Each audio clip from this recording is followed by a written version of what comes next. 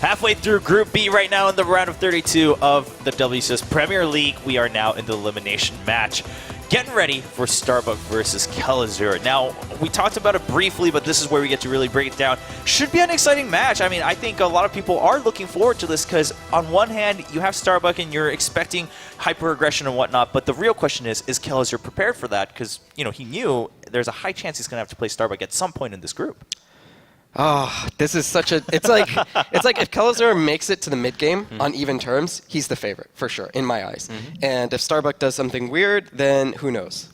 No, I'm actually very excited about this series. Like, it's phenomenal to watch someone like Hydra who's so good at StarCraft as he is, watch him play. But sometimes when it's a little bit uneven, you know, we're going to get these one-sided series. This, I can't imagine it being a one-sided series. And there is so much at stake for both players. Once again, Elfie, well, I mean, technically... two players could still make it, but either Elfie, I want to say Utermo, but I mean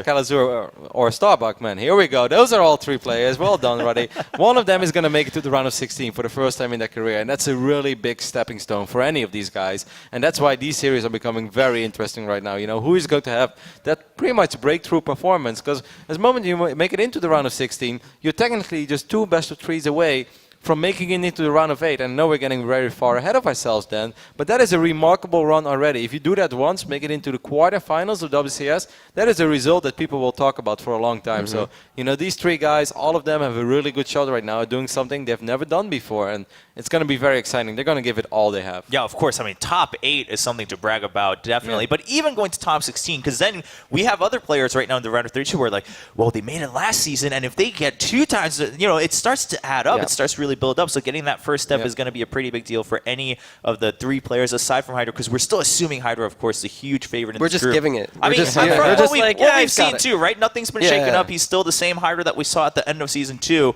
That's another story later for the winners match. But right now, the other part I think is interesting is that when you have those kind of one-sided favorites, the only thing that can really happen is that like a huge miracle, right? And that'll be talked for years. But at the same time, if it's a little bit more even, you're going to have those pleasant surprises like, oh, wow, okay, well, they came up with a new strategy, or, oh, wow, their micro's looking a lot better this game. They actually, for instance, we saw Elfie, like they predicted the force fields when you had the burrowed roaches, things like that where the small things start to add up and you're like, oh, this is getting interesting. I'd like to see how far Elfie can go. I'd like to see how far Starbuck or Kelazhur can go. So I'm looking forward to this one. What are we expecting from Kelazhur, though? I think that's the bigger question because, again, from Starbuck, I mean, you're assuming, depending on the map, you're going to see at one way or another form of aggression. It seems like he's a big bio player, to be honest. I feel like he had the maps to go mech last time, and the higher chance your opponent has of doing something cheeky, like some kind of all-in or bust, the more likely you're going to want to favor the bio style, right? So all in all, I think he's just going to play his normal macro game, the same thing we saw against Hydra, but it's going to be a lot easier. Basically. I think it's going to be a pretty wild series. Starbuck is definitely a player with a lot of tricks up his sleeve. You know, like building roaches is one thing, but I think back of the game he played against Bunny in Challenger, where he went for a Nidus network. It got scouted, so he Nidus outside. And while this was going on, while all the craziness is happening, he threw up a new Nidus in the main base, and that allowed him to take a 2-1 lead in that series. And in my opinion, like allowed him to actually win the series because 2-1 or 1-2 changes everything. So I think we're going to see a lot of wild strats coming out of him. And I think for Kelazhur, I definitely think he's a little bit worried, but at the same time, you know, just be really on top of your game. We're going to probably see him do something pretty similar to what we just saw, but it's going to look so much cleaner and so much better because he's going up against Starbuck. And, you know, absolutely no disrespect. He's a very solid European Zerg, but, you know, Hydra is Hydra. There's only one Hydra. So. Yeah, again, I mean, that comparison is so tough to make, right? Because you can almost put any other name in there, and it's always going to be like, well, when you compare him to Hydra, that's the conclusion we're going to have. Now, you brought up an interesting point that I think a lot of people, we talked about it with Polt yesterday, of course, the choice between Bio versus Mech. A lot of people starting to favor that Mech, especially against Zergs. Roddy, what are your thoughts? I mean, Chris already told us that he thinks, well, in this case, probably going to go with the same deal, kind of favor that Bio as he did against Hydra. Kelazhur is a player, though, that I've seen play Mech a couple of times, and he definitely likes some of these heavy Hellion builds. I recall even against Protoss sometimes I've seen him try it out in like close positions, Iron Fortress, he tried some crazy Hellion. So maybe that was his thing of hiding strats. Maybe he just played Bio against Hydra, and he's actually going to bring out the mech build the now. double mind game. Yeah, that could be possible as well. But most of the time, it is really a personal preference. Like, Polt is a bio player, but if Polt his mech was as good as his bio, he would probably play mech right now because more Zergs struggle with it. But just because something is good doesn't necessarily mean that you're good with it. Like, it all comes down to personal skill and personal preference. And sometimes you're very much aware as a player, I know this is the ideal playstyle right now, but it just doesn't really work for me. Like, I don't have a connection with this build, so I prefer to still do my own thing, even when I know it's slightly inferior. I rather execute this at the highest level than this at a mediocre level. Now, do you think there's a preference on the other side for Starbuck, one way or the other? Is he thinking like, I'd rather play against Bio, rather mech? Obviously, the general consensus is you want to try to avoid the mech when you're playing ZvT. I think he wants to play against Bio, but the one great point he has is he had that match against Bunny. He did do a lot of roach busts, so he could use that as a mind game, you know? They say the cheesiest thing a player can do as a cheesy player is to play a normal macro game. Because, you know, he might overcompensate for it, throw down an extra bunker, be extra safe, and, you know, all of a sudden he could get a good lead going in the mid game just playing a super safe standard style. Who are you leaning towards in this series? Kelazhur, for sure. Okay. I mean, that's you what want to bet? you've been saying since I'm the ready beginning. to bet. We're not betting, Chris. I'm not a Like betting a man. gentleman's Come on. bet. For honor. For honor. But who puts the reputation on the bracket here? For some Buffalo Wild Wings, because I miss them so much. Really. It's been some time. Now, Roddy, what about you, though? I mean, you were saying earlier you just think it's going to be an interesting match, but now, given what we've talked about, do you still think, on paper, if things play out as expected, who takes the lead? Definitely get behind Chris' point that if it makes it into the mid phase of the game and Kelazhur is absolutely not behind, that he's a favorite, I can get behind that. But Starbuck is a play that's not just going to let him get in there. And Kelazhur, he's shown remarkable growth. We were just talking about it. Like a year and a half ago, Kelazhur was your random top 8 Master League player, not even Grandmaster League. So in roughly 14, 16 months, he has improved so much. That's a true inspiration for all the ambitious nerds out there that you can make it too, you can be here. And he's definitely became extremely solid. But for instance, that Intel Extreme Masters Shenzhen traveled all the way to China, lost against the Chinese Terran. That was good, but I kind of feel as, you know, as one of the top foreign Terrans, that's what he is right now, because he's multiple seasons in WCS. He should have done a little bit better there. So sometimes I think maybe pressure can get to him. So I'm actually kind of leaning towards Starbuck, but it's a very even series on paper, and it truly just depends on the shape of the day and, you know, their players' ability to adapt to each other. Yeah, it will be. Obviously, there will be a lot more to talk about, I think, afterwards once we see the matches. Because right now we're just speculating, but with these two players, you could speculate all day, especially with Starbuck. Which mind game is he going to use, right? Is he going to still go with the cheese? Or is he going to say, haha, you guys all thought I was going to cheese every game, but here I am playing a much more standard macro game. The cheesiest thing a Roach All-In could do is Roach All-In again. Double mind game. There you go. We can keep going off of that one. Now, also something we noticed in Starbucks game versus Elfie, right, is that he was having a little bit of trouble with the whole multitasking with all the harass that's coming in.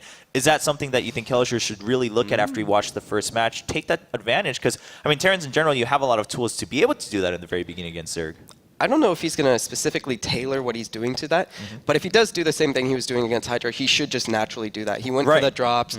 He kept trying to harass Hydra. Hydra's a great player and defended really well, but I feel like that would be something very, very, very strong against Starbuck. Yeah, that does worry me a little bit for Starbuck, because if you struggle with War Prisms, medevacs are faster and those units hit a lot harder. No bias, of course. Yeah, no bias between us. But you know, 3 Zealots, they take their time. You know, like 3 Zealots are basically a couple of lumberjacks, like hacking down a tree, while, you know, 8 Stim Marines, just like a bulldozer, you know, drives over the forest. So if you struggle with War Prism, then medevac with Stim Bio could become tricky.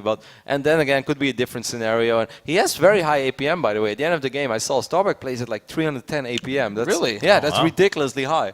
Yeah. That is especially pretty compared to Elfie. Elfie was at 130, by the way. That's triple digits. We were wondering, given what he was doing, we were like, well, it doesn't seem that low compared to what we talked about before. He was playing, you know, a little bit over the turning it up there. No, I mean 140 is actually pretty respectable for us. I pay at 140. So, is that where the standard lies? I'm an old man, though. You know, you got to give it to me.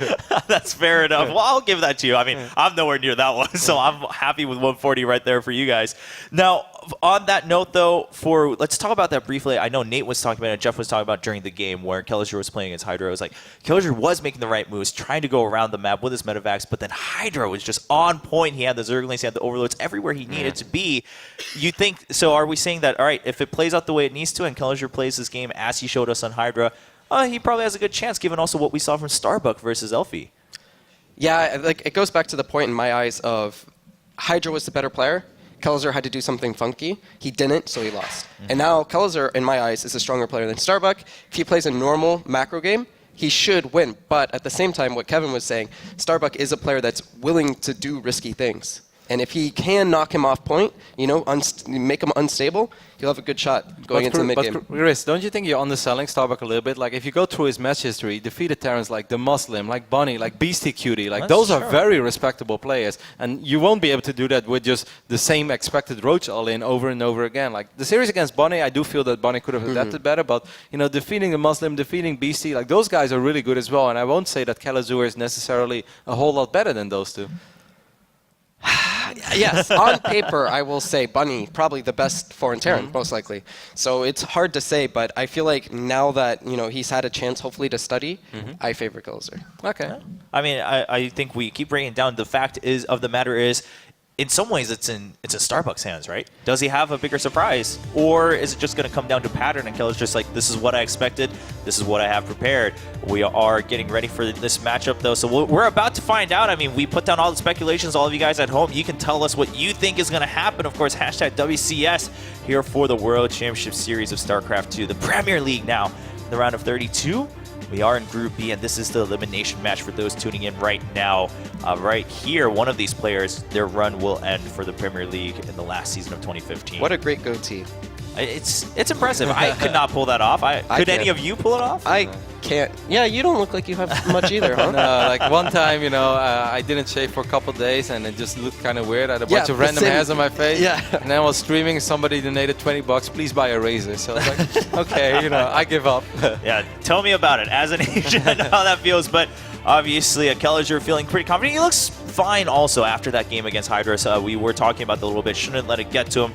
Starbuck. Oh, wow, also, he's so young. I didn't know. Yeah, Starbuck's a young guy, man. He does. I mean, I don't think he looks too young either, which is the more. Yeah, he looks like he's mid-20s. 20. Yeah, 20 something. He's actually really, really young, and Man, that's good. That's good as a pro gamer. Then he made it into Premier League for the first time when he was 16 years old. That's even more impressive. Yeah, I mean, Who's the youngest player? I think it was Aryan. Hero Marine. Yeah, Aryan was definitely the youngest, but Hero Marine also very young when he made it in. Yes. And looking at the map picks, Dash and Terminal coming out as the very first map from Starbuck. Wow. I wanted to talk about this a little bit. It's Were we going to scary. see something like this happen? I'm getting scared for Kelazhur. No, you're playing with fire. Don't play a weird map against a player that's kind of out there. With an unorthodox play style, you play on the strangest You want normal maps. Yeah, I mean, normal macro maps. Of course, we're looking at Starbuck. He bans out Coda and Terraform. Also, four-player map, Cactus Valley, Iron Fortress. Yeah, I like this map a lot for Starbuck, actually. If I'm a Starbuck fan right now, this would excite me. Well, it seems to be that it's working out in his favor. But Dash Terminal, we talked about this yesterday. Of course, we saw Hearthstone bring it out, which was a bit of a surprise to pick it himself, given how some people might feel about this map. But what do you guys think? I mean, immediately you look at this map, there's not that many games compared to the other ones. And then on top of that, the only mirrors are ZVZs, which is saying Zerg, for the most part, are comfortable on this map. They're not going to veto it too often. 1-1 statistically, Terran versus Zerg, but it's just a weird map. At the end of the day, it doesn't matter what the stats are. It's just a weird map, and a lot of funky stuff can happen. I haven't seen a whole lot of games on it, but two things speak for itself. Obviously, if Kelazhur makes it into a 3-base scenario, he's going to have the time of his life dropping, because there's a lot of airspace around the main base. The distance from your base to his main base is extremely short. But of course, what goes into Starbuck's strength again is that there is a very, very, very wide open area in the natural and the third base, and then he also has to worry about those destructible rocks. Those are all things that play into Starbuck's strengths. So I still like this map for Starbuck for the first, let's say, 13 minutes of this game. Yeah, and that's the scary part. Well, yeah, I mean, it could end right there in the first 13 minutes. Now, if Starbuck takes it, you guys are saying overall, you would say the rest of it also seems to be in his favor. What do you think? I mean, here, do you think the map vetoes are going to play a bit of a role here against or for either player? I think Starbuck has advantage with the maps. Absolutely. Like even Iron Fortress is a map. It's a 4-player map, very wide open. It's better for roaches than maps with a lot of choke points. There is no ramp in the natural either. Like for instance, Coda, you have to walk up a ramp, right? So roaches always have to have vision to make sure they know what's there. Iron Fortress, they can just see whatever is there, and that helps a lot when you want to play styles like that. Also, a lot of surface area into the main base, maybe a cheeky Nidus network or something like that. Like I like this map a lot for Starbuck. Cactus Valley's okay. I feel like Cactus Valley is a pretty normal map, Terran versus Zerg. But yeah, the other 2 maps, I immediately get a little scared. Does it speak to anything for Kelazhur that, I mean, is there a better way he could have played this out with the other vetoes he had? Because we saw Coda being banned out, of course, by Starbuck himself. Yeah, because like that's way too normal, way too normal. Starbuck just is immediately like, I don't want to play the normal maps, and maybe it's just the map pool in general. What did Kelazhur veto? Probably Bridgehead, right? Yeah, Yes, Bridgehead and Moonlight Madness. Yeah.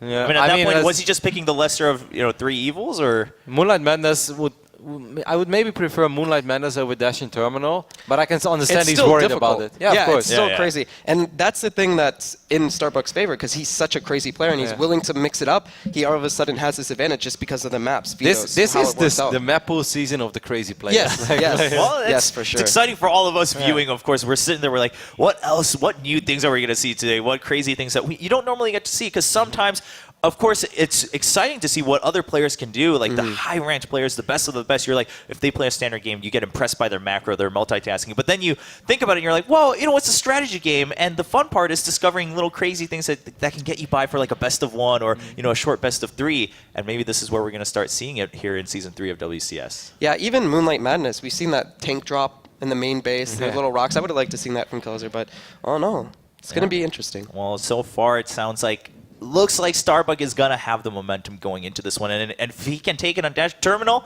who knows? I mean, at least, he's like, oh, Cactus Valley, it's a little bit more normal, but I don't have to worry about it too much because we're coming up to Iron Fortress as the last map. So keep that in mind as we watch everyone at home. Again, Starbuck versus Kelazhur fighting for their life here in the WCS Premier League. You lose here, you're out. What a beautiful international matchup as well. Slovenia against Brazil, played in America. This is StarCraft, children. That's true. Yeah, I mean, you don't get to see players from these 2 nations that often in StarCraft, and they're here in Burbank, California, playing to see if they can go to Poland next, if they can make it to the round of 16. We truly have reached a global point here for WCS. It's exciting times in 2015, and of course the last season, but many more games to come even before this season wraps up. Right now, we're not even done with Group B. Kelazhur kind of looks like Apollo, don't you think? I can see that. No. I'm sorry. I'm really just trying to back him up. Yeah, you're way too nice, Will. I sat there. He's like, I'm like picking my brain. Question mark. Just shut him down in the future. Just be like, no, Chris, you're incredibly wrong. It's our first week on the desk together with Chris, but I'll get used to it, Roddy. Don't worry. My artillery ready for Chris, but right now, it is a pretty tense moment for these 2 players. Starbuck, Kelazhur, tell us what you think. Who's going to survive for another shot against either Elfie or Hydra? Of course, that winner's match still awaiting in Group B. Right now, it's going to be a fight for their lives between Starbuck and Kelazhur. Time to find out which one of these 2 players will get their first berth into the round of 16 here for WCS in 2015. Well, they don't. You know that, right? Sure. Whoever wins this match has to play another one. One of them has a chance, though. Their chance. Is that what you said? Well, it's a tough. Time to find out who has a chance to not be eliminated. I would favor either one of these guys evenly over, in a matchup against Elfie. Is it good? Well, it's good. It's close enough that we could. They are fighting for their chance, though, because if they're knocked out here, it's all over. What you said is not wrong. Thank you. That's really all I wanted to be told, and I appreciate that. We are looking to Dash and Terminal. Somehow we are actually playing on this map for a TVZ. On the right side of the map, we have our blue Zerg player. He is Starbuck. And he is 18 years old.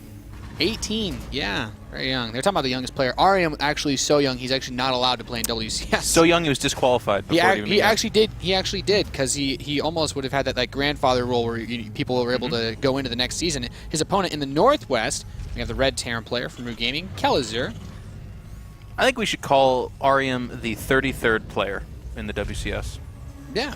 He basically, is that fair? He is our equivalent of the 12th man on the field, I would say. Ooh, good reference. Yeah. For those of you that don't know what the 12th man is, it is the symbolic fan of all of the Seattle Seahawks, which I'm sure all of you are, as we enter into this football I'm pretty season. sure that's like a generic term that you can apply in general. Whoa.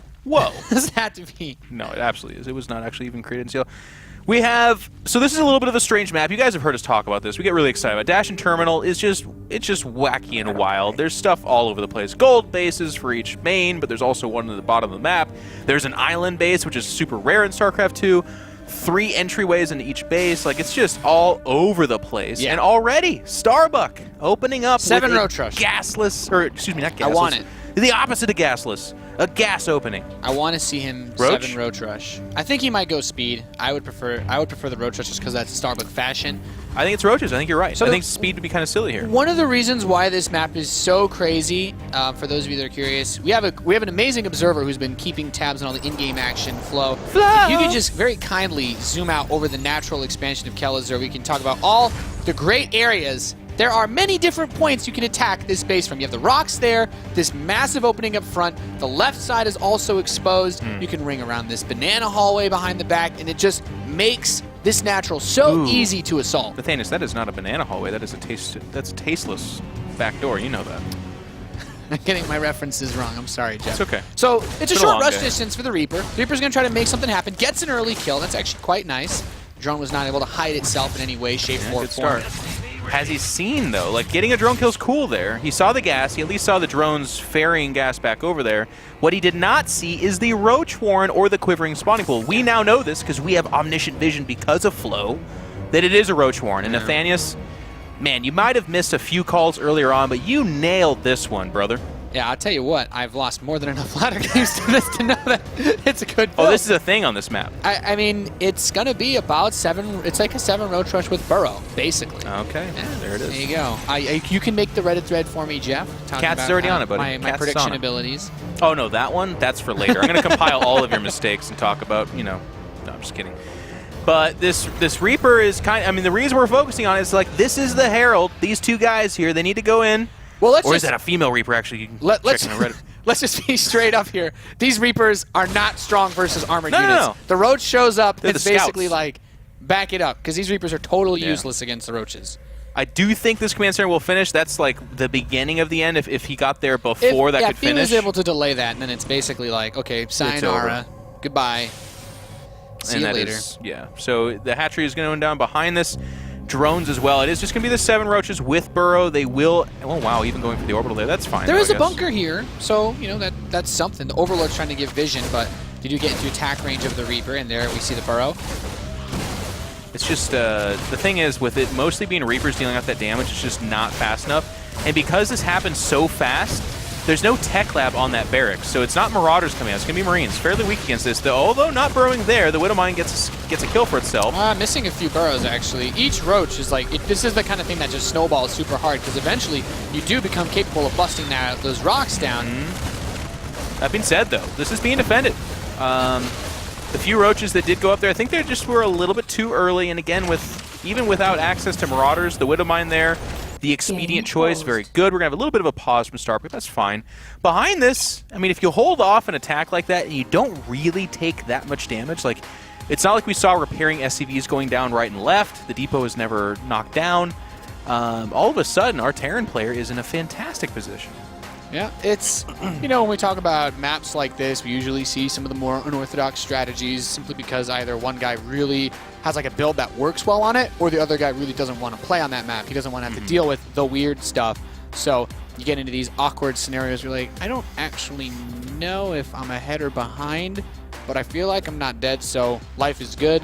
That being said, still big commitment required for a push like that to be possible. I don't quite know if the player can hear us. I don't want to talk too much in detail, Jeff. That's a good point. The rest of the maps for this pool, though, for this best of 3 are relatively standard, though. I think it's like No Coda, Moonlight Madness? I think it's just Coda and Cactus Valley after Okay, this. gets normal after this. Started off a little bit weird.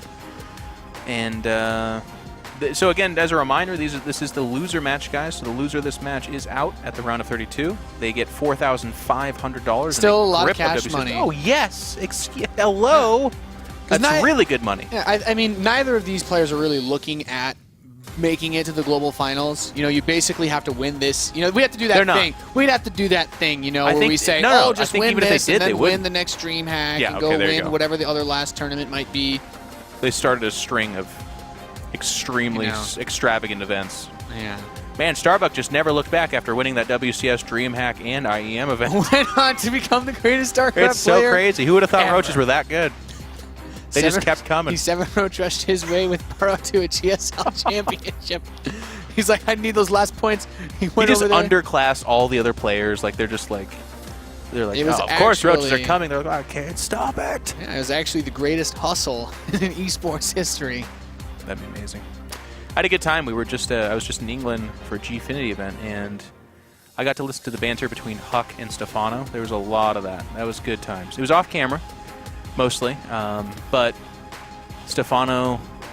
So the reference, guys, here is Stefano, a legendary StarCraft 2 player, won a lot of games off the back of roaches. Like he had very good roach control, fantastic macro, and he crushed his opponents for a couple of years there. Huck reminded him of that a few times. Well, it certainly made roaches look like a completely different unit. And you know, as much as it is cool to see that type of innovation, we haven't had a player really break something out that was kind of unusual, at least in the the non-Korean scene, because the Koreans have like somehow reinvented mech in the last month. We'll get that with Legacy of the Void, I think. There's some really fun new units. The Liberator really comes to mind. We can actually talk a lot about that. You played a lot of it as well. Yeah, I agree. Tons. I'm excited. It's just around the corner. It's going to be at the end of this year, most likely. No super hard date set, of course. But good times ahead for StarCraft. I'm excited. Yeah, there's some really interesting things. Really cool to see how players bust out different strategies. I think some of the most fearsome ones. I don't know if it works against Protoss, but the Thor Liberator push off one base is quite scary. No. that is a secret little thing you TVT guys are having fun with.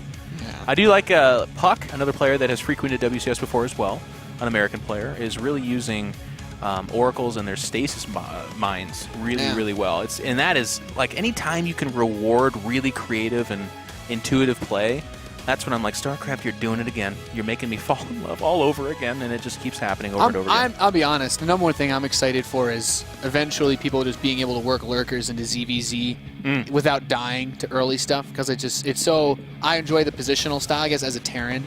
So much more than I do let's just bash hundreds of roaches against each other. Of course, you guys watching, we are Ravagers too. Yeah, just waiting for a technical issue to get resolved with Starbuck's PC. We will be going back into the game as soon as possible. But thank you for bearing with us. And we're just having a nice chat about the lovely game that is StarCraft. In all its different forms. Right now we're playing Heart of the Swarm, and it in and of itself has its own fun differences from even the future and the past. Still seeing a lot of Colossus play, even this weekend. Hearthstone busting out the 2-base Colossus pushes. We'll have to see if Elfie ever gets there. He's our Protoss in this group. But then there's Legacy of the Void, and it really changes things. And it's just so fun to be on top of all of it. David Kim's been doing a fantastic job communicating to the community. They put out another big post, for those of you who haven't checked it out on the Battle.net forums. They're a big post talking about the direction of the way that things are going to be going. And even actually there's like a mentioned possibility for one or two more final changes that could be made to Heart of the Swarm. Specifically about mech. They're talking about that. They're talking about making that Swarm host stronger again.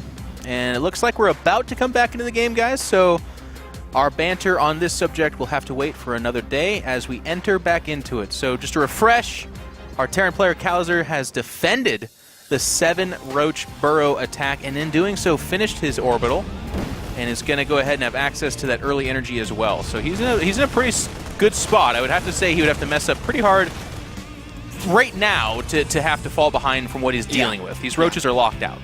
I mean, it was such a late expansion taken by Starbuck. And these Reapers are actually going to be able to get some counter damage in because the Queen went to the natural. Just now pops out. Burrows the drones. It's like, okay, that's nice, but those drones still aren't mining in control. And these Reapers could actually kill this Queen.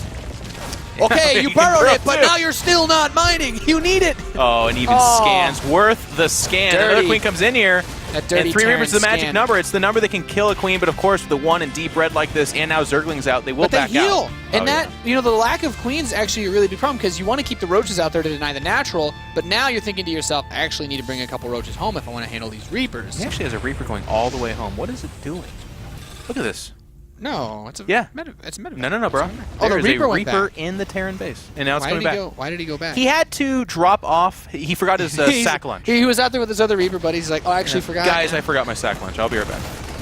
But now these Marines and the medevac. Oh, Widowmine going down as well. And there's actually no form of protection here. So while it's not necessarily, nothing. There's nothing here. Starbuck. I mean, he wasn't mining for like a whole minute from those Reapers just being in his base. He's making a spore crawler, and like anytime he makes anything right now, I mean, it's bad. It's really bad. This is, I think Kelazhur just, he had a nicely chosen counterattack option after pretty much the best start that he could have gotten against that Roach push. That's the sort of thing that is supposed to kill you as a Terran. You can't just do that as a Zerg and be like, oh, I made him lift his natural up, I win. It's like, ha! He lifted the command center. Oh, he My tries to job snipe. here is done. He tried to snipe the queen, but survived just barely.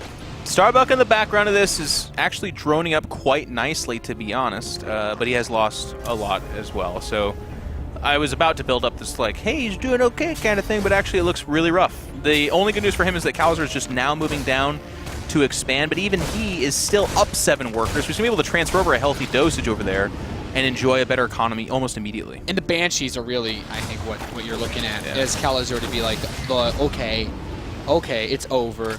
You know, there is that layer, there's the Overseers here, but the queen count was really, really hindered in the process of all of this. What is the queen count at now? I know there's another one in production, and there's, I think, just one alive. Yeah, so with one queen that'll basically die in a single volley from a Banshee normally wins that 1v1 against the queen, so you need Spore Crawlers or to start a lot more queens, but they won't be done in time. Oh, I love this. Kelazhur's fishing around for an Overlord on his half the map, but actually... Or you can walk into the only Spore Crawler on the map. Well, it takes a little bit of damage. But the irony of the Viking, which is really cool to use, so there's actually no Overlords on his half the map. So it's really cool for that role, but actually he's already behind there. You know, I'm actually so broke I can't afford to build Overlords for you to snipe. Don't you worry about it. If I could, I would have Overlords over there, but I actually don't. Oh, and there we see that queen die.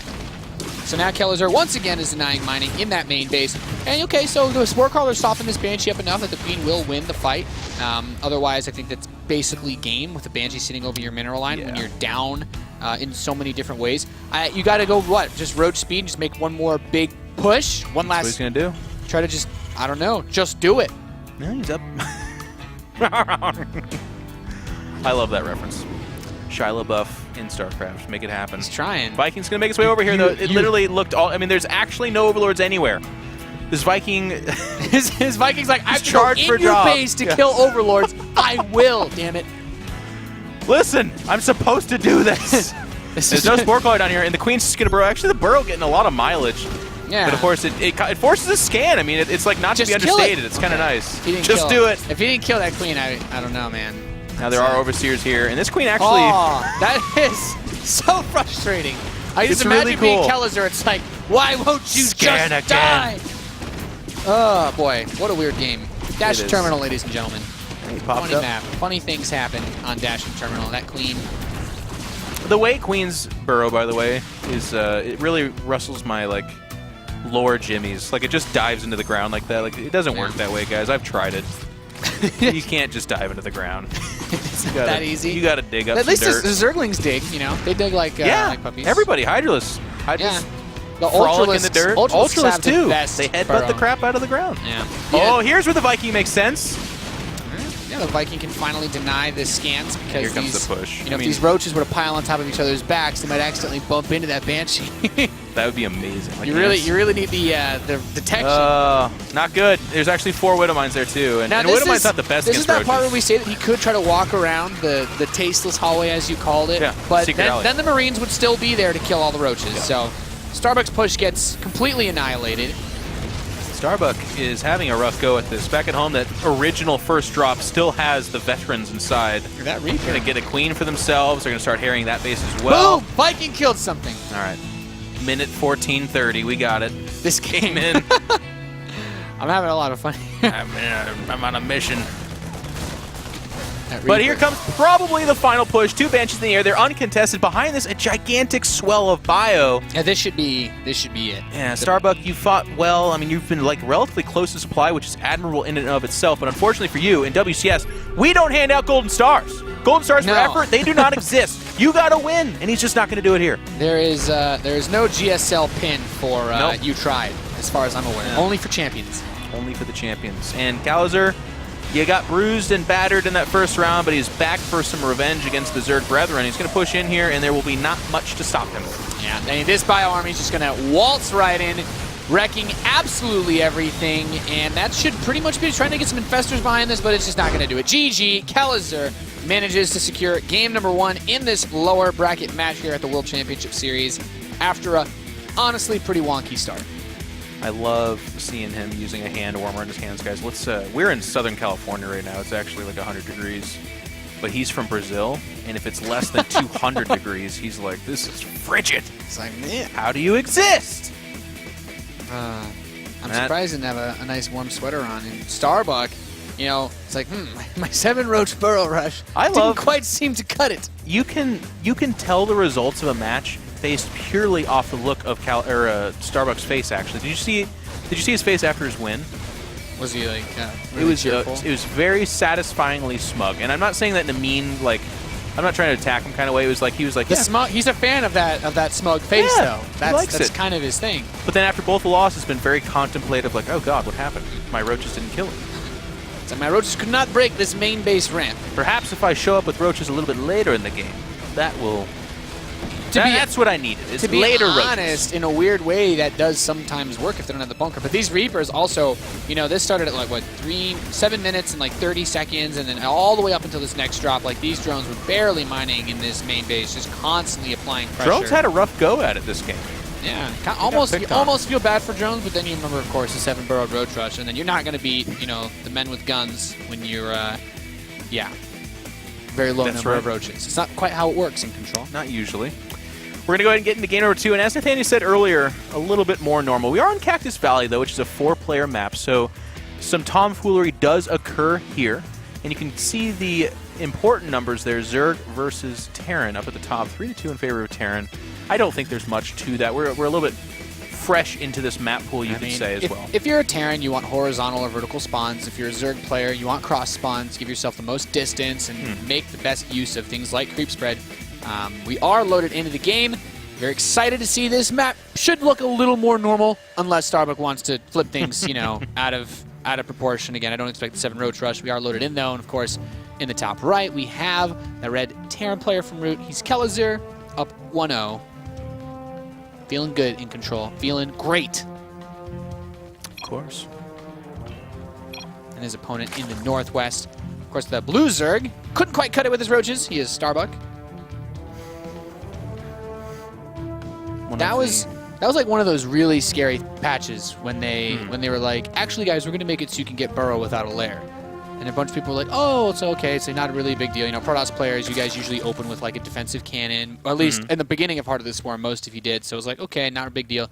Then as Terran, it's like, okay, you're playing on like Akalon Wastes, where the distance between your main command center and that giant natural ramp is so big, and then the roaches just run by, and you're like, oh, pull your SCVs, and then they all burrow, and you're like, oh no, there's 8 roaches burrowed in my base. Damn it, Kim, why? But in this game, people have gotten a little bit better at dealing with it. You see it. Yeah. I mean, I don't actually see it too much. Maybe that's why Starbuck tried it. Maybe just 2 or 3 more roaches, and you want to just try to bust down. But, oh well. Flo is waiting. She has her own say in her own casting. She's like, look at this depot.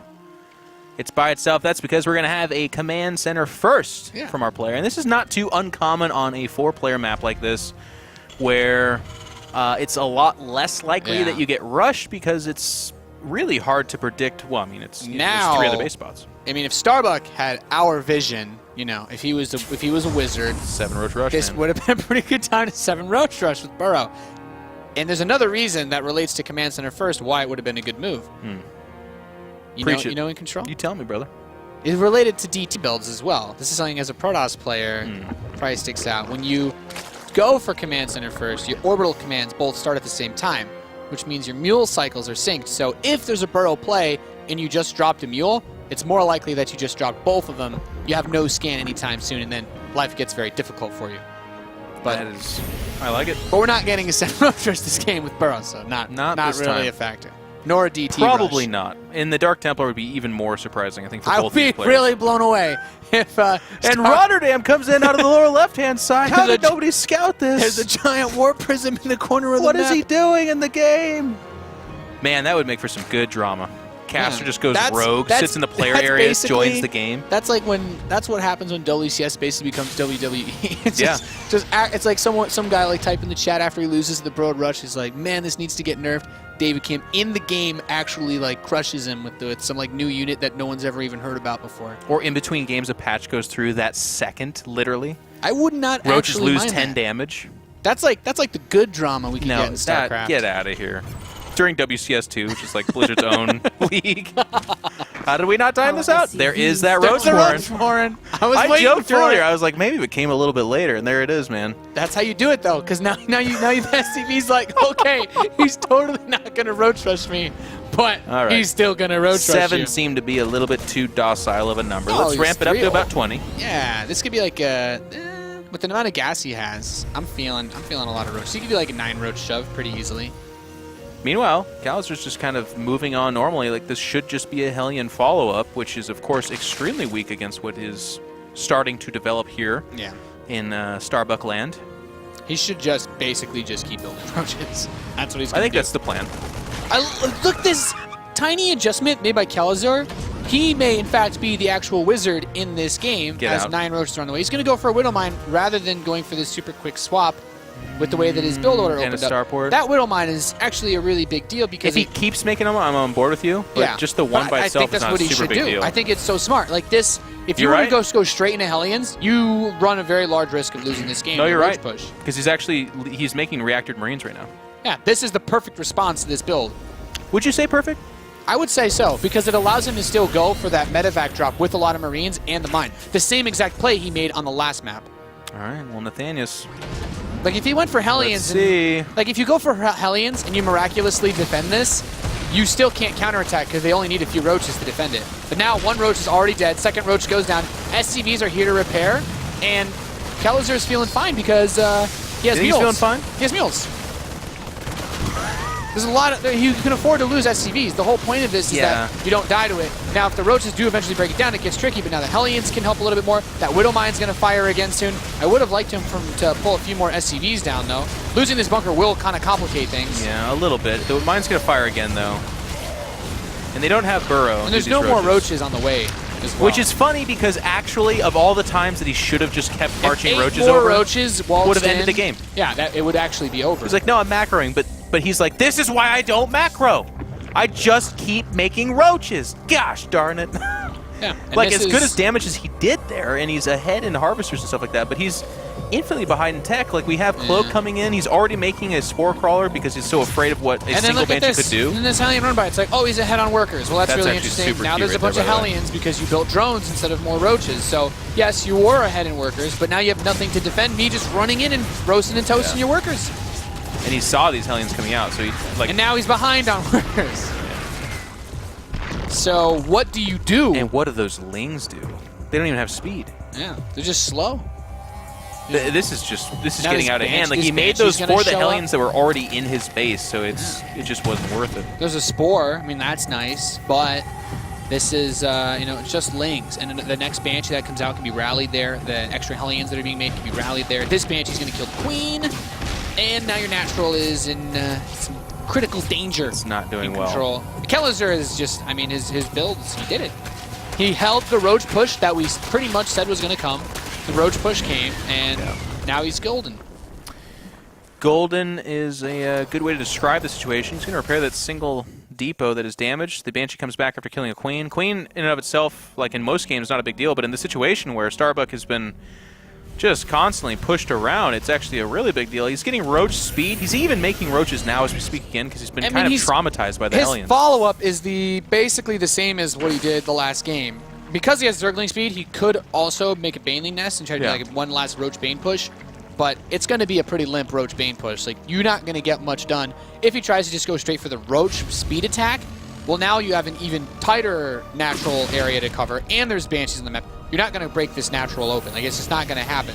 The bioproduction will get going soon, but these Banshees, as long as they're being actively used, they're going to start hitting these Roaches so early, they're going to kill half of them before they even make it to his base. Well, that's part of the problem. But the other problem here, too, is he's going for a third, so he is really trying to make an effort to expand this game into the mid-game region, but he doesn't have a Creep Tumor actively between those bases. His Queen count's already been hit up a little bit. Yeah. And these Banshees are going to go find the third. I think they just did, but I guess they're going to go for a little bit more softer targets and start working on the Queens even there. Yeah, this is what I want him to do. Just head over to the third, soften up, make him come over there. You can deny the third base, just find anywhere where there isn't a Spore well-positioned, and if you can bully those Queens around, more power to you. I do think just head down. He's pulled the Queens actually very far away from the third base as well. It's easier to still make that hop, so...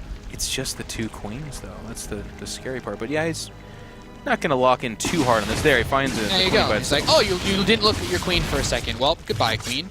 Now he can peel one Banshee off to hit that main base queen or just come back to the third. I mean, the third base was never going to be able to do too much in this position. He starts 1-1 Roach upgrades now. I do really like that Kelazhur built depots around his main base. He's thinking to himself, I guess maybe a Nidus could do something if he also brought drones and built spores and spines in my base, which never happens, but, you know, maybe. A little bit of a disjointed production from Starbuck too. He's been making roaches for a little while here, and he's going to go over to the expansion, but these Banshees alert Kelazhur to the fact that he hasn't saturated that base, so he knows that it's been roach production.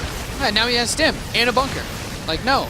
Just like, no, go away. You're not coming in. Going out's a really bad idea, though. Yeah, the Marines stayed home. Stayed home. Get behind your wall there, boys. And they do. They back up. Now the Banshees Banshees come back. There's no anti-air. There's no mobile anti-air. There's no Spire on the map. We don't have Hydralisk Den. Certainly no ability to turn these bad boys into Ravagers. It's not quite Legacy of the Void yet. Not yet. And even then, that would still be pretty difficult to do. You'd be in a tough spot altogether. 3 Medevac's going to make this difficult as well. And they're going to chase. Banshees making the lifespan of these roaches quite limited. He's going to go back home. He's thrown behind it to a certain extent. He does have Burrow, and he is going for Tunneling Claws, which means if Kelazhur doesn't realize this, then perhaps he'll have one opportunity before he realizes that there's Roach Burrow move, I guess, where things could happen. But I think he knows there's Burrow. Yeah, there's the scan. He knows for sure. And just because of that alone, fill the bunker at your natural, put a turret next to it, you're golden. Okay. And, or he could just attack and probably just kill him. I think that's what he's muscling up to do here. He's waiting for Combat Shield to finish. He's up to 5 Medevacs. There's no answer for the air whatsoever. And at this point in time, by the way, 2 Banshees against Roaches, they deal quite a bit of damage. Like, it's not like they themselves will win this, but Starbuck's in this weird spot where he's basically got to lock onto a single objective and just go for it with everything he's got. And that's just Roaches right now. He's not going to throw a Hydra Den down anytime terribly soon at all. I'm just going to max out on Roaches. I still wouldn't mind if he has Burrow and Speedlings. Get a Baneling Nest and just burrow a couple of Baneling mines around and just pray. He's floating at 700 gas. So well, he just started another upgrade there for the 2-2. Yeah, I still think that dropping some Burrowed Banes and praying would be a solid move. He can probably see the Roaches moving underground here too as this drop hits the left side. Drones at the third base will be pushed away. Third hatchery is going to fall. Kelazhur potentially about to eliminate Starbuck here as he makes another desperate push into the natural expansion. The bio on top of the going to base. be dropped out. Yeah, he is on top of it. The Banshees are here taking their time killing this army. SCVs are going to be pulled. Those Roaches are burrowing their hearts out. There is still that missile turret in place, and as the reinforcements come out, these Roaches are going to die. Yeah. I mean, pulling SVs looks ugly. It's like, oh gosh, you're losing your whole econ. But behind this, the drops have killed the third. They're inside the main right now. There's just almost nothing to contest him. In fact, he's taking his time to drop that second medevac. There he goes. And they can fly forever, by the way. It's just Queens as the anti-air. So, like, the second this fight turns south, there you go. We're out of here. Just pick up, move away, and very important that you mentioned that, actually. It's like, oh, he just lost 21 SCVs. Guess who still has more workers than Starbuck? Still the Terran player. Well, actually, at this point in time, we're wrong. But being even means more, though, because he's got mules. Yeah. So.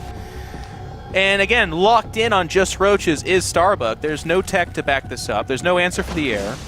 He's just got to kind of simultaneously attack enough to win and also defend against these drops. And I think either one of those is almost impossible. Yeah, and these Roaches are about to bash their ways into these Whittle mines. Not going to be fun. The splash damage is enough to kill a few of them. You know, if there's one thing I've learned from this series, it's that if you have some sort of pest problem, call Kelazhur. He is not afraid. He'll do it. He's not afraid of Roaches. I'm a Terran player that struggles with weird Roach builds in the early game. Kelazhur is not scared of Roaches. You can borrow some ideas from him. He played this very safe, as you said, perfect even. And I felt like he knew Roaches was the thing that Starbuck was going to do. You know, we've talked about this a few times. I mean, if you watched any of the games he played. Well, that's what I'm saying, though. We've got stylized players, and sometimes the other players aren't necessarily aware of that. This time, Kelazhur knew.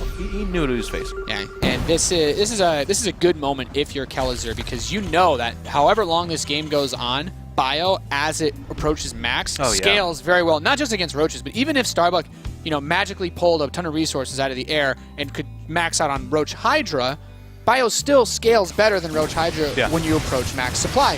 So all he needs to do is hit 200, 200, and he could actually just stim an A move into Starbuck's base, and this army will never win for Starbuck. It's just, you need some other tech. You need some Infestors or Burrowed Banelings or Ultras or weird stuff, but this style doesn't really go into that. Needs to win one big fight a little bit earlier on. And what I like about this, too, is we talked about this. We're like, oh, Kelazhur just march across the field and win. Nah, he's in the deciding game in an important match, and he knows he's ahead. Why not just build on that lead? Like, he's not in danger as this game goes on. GG is called out because Starbuck's had enough. The picking and prodding at the third base inside the main, like, a big push never came from our Terran player.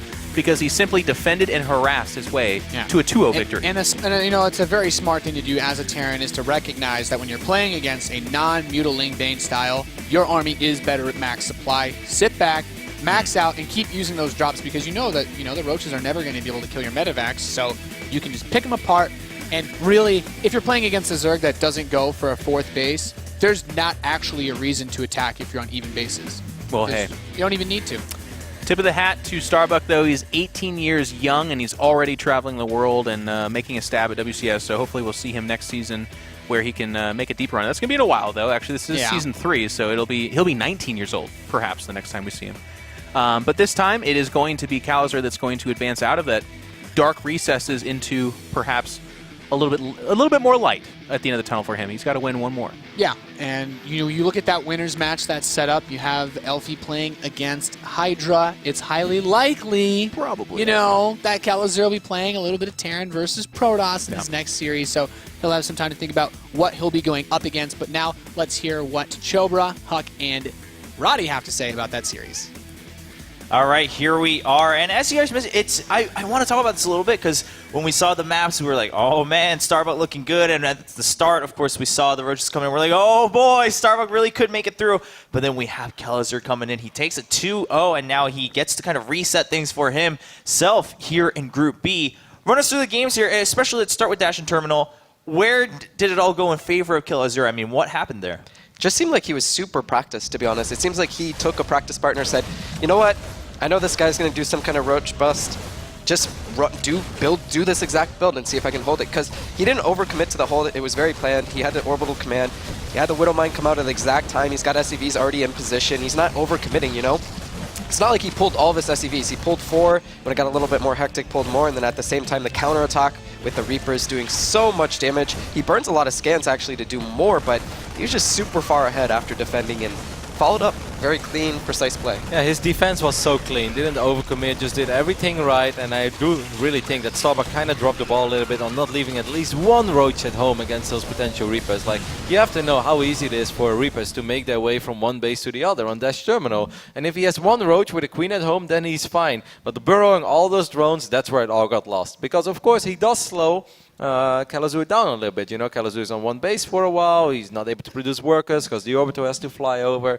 So even when you don't straight up win the game, normally you can get yourself in an acceptable position, but not leaving at least one unit at home, that really killed him on Dash Terminal. Like, those Reapers, they pretty much ended the game. Yeah, and I want to talk about something, Chris, you mentioned. Of course, we saw in that first game, he goes for the scans. He wants to make sure he clears out as many drones, and of course the Queen, too, to finish that off, make sure the damage is done. Do you think that's just showing that Kelazhur, again, it's not just the fact that he's practiced enough, but he's confident enough that he knows when he needs to reach a little further to secure the win for him in that game? Yeah, I didn't even think it was that necessary. I think it was more just like he felt comfortable. He was like, you know what? I'm so far ahead. I'll burn a scan, kill a few more units. It's going to be worth it. And he did that over and over again, not even on those Reapers, but as well as on the Banshees, just throughout the game. Yeah, and now in Game 2, of course, we saw something similar happen. A little bit more delay, but then Kelazhur is still a bit ready for it. Now, Roddy, when we were watching, there was a little bit concerned, like, oh, man, he's going to hold his bunker or not. Eventually, it goes down, but he held it long enough that he was able to hold off and then rebuild his base, go forward from there in the game that he wants to. Do you think, again, it's just same story where he's like, I knew it was coming, I'm pretty prepared? Like, I think if Starbuck thinks back about that game, he hates himself for not just dropping 2 Evolution Chambers and a Spine Crawler. Like, after a push like that, we're looking at 38, 39 drones against how many workers at the end? This is where it started. And I want to compliment him, by the way, and always leaving a couple roaches on the bunker and then focus firing with 3 roaches at SCV, so he's one-shotting them. Yeah. Just very well done. Not massive overkill, not 5 roaches shooting at SCV. So his focus fire was excellent. On a certain point, he decided to drone up. The boys mentioned maybe he should have gone super roach all in. That would have been fine, but okay, now at this point, at here, he's already in a world of trouble because it's the 4 Hellions that just cruise across the map, kill 13, 14 workers. Yeah. And that's so unnecessary. 2 Evolution Chambers and a Spine Crawler, Queen on hold position, and you're fine. And I'm not saying that he's then super far ahead, but at least it's a playable game. But, if you're on 2-base Zerg and then you're down in workers against a 2-base Terran, that's over, man. I mean, was it a bit of an issue of Starbuck not really knowing which way to commit, whether he wanted to go much more macro after this or if he wanted to go all in on the Roach? Do you think he just wasn't sure of which way to make his decision, and at that point the Hellions come in and he's kind of caught in the middle with just a couple roaches in the middle of the map? I mean, it was a very conscious decision to go into drones again while your roaches are marching across the map. So he's aware of that, and guys like this, they do these builds all the time, so he knows about the potential counterattack as well. He knows that after the roaches die, he will most likely be ahead in workers, and then the question is, did he really do enough damage? I felt it was a pretty playable position if it wasn't for the fact that 4 Hellions just run across the map and do the same amount of damage in like 3 seconds. That's just like, it's kind of unforgivable. I think that's more Kelazhur playing really good too, because as we saw even in the replay, he had 2 medevacs going out. As soon as he saw the roaches, he came back and defended. He always knew how to defend, but not over-defend. You know, if someone's being aggressive, you always think, okay, well, if I defend, then I'll be ahead. Yeah, but that's later in the game, though. Like, by then, he pretty much already won, because you know roaches, they're not going to cut it against Bio. I don't know. I just feel like he always defended at the exact amount. You know, Well, he I let mean, the, No, I the think he bunker played dies. great. I think he played awesome, don't get me wrong. Yeah, but it I goes just feel both that the ways. Hellions shouldn't have done as much damage as they did.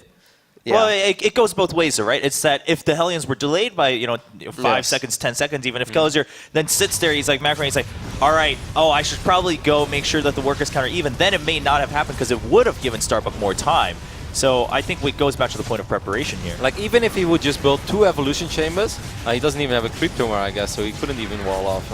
But like, he needed to create some sort of sim city, but these Hellions just running in with 2 buildings, you can actually create a full wall off there. So he just needs at least one thing at home. So instead of being ahead 17 workers, be ahead 14 workers, but at least be ready to deal with those Hellions. Yeah, I mean, when it comes to a counterattack situation, obviously there are times when it's like 100% one player's mistake or 100% someone else's. But when it's like a whole trade-off situation, obviously it does go both ways, right? The fact that the Hellions were there, I mean, credit to Kelazhur. I mean, you can say that that's kind of the obvious move, but he was prepared for this whole matchup. Yeah, we saw that throughout. And I think we are all agreeing on that point, is that we're not taking away from Kelazhur No, here, not at but all. it's the fact that Starbuck had a chance. It wasn't like a completely lost game at that point. It's just he wasn't actually counter-prepared for the fact that Kelazhur knew what was coming. Yeah, I love that you bring that up, because there might be some Terrans that are a little bit worried, because of course we see the entire map, we see that he's droning. Yeah. Some Terrans might be a little bit paranoid. Is more coming? Should I Yes. keep my units Right, at yeah, home? exactly. No, instead, he's just like, no, I know the Zergs like this, I know how much it hurts his economy. It's very unlikely there is more coming, because then he's super all in.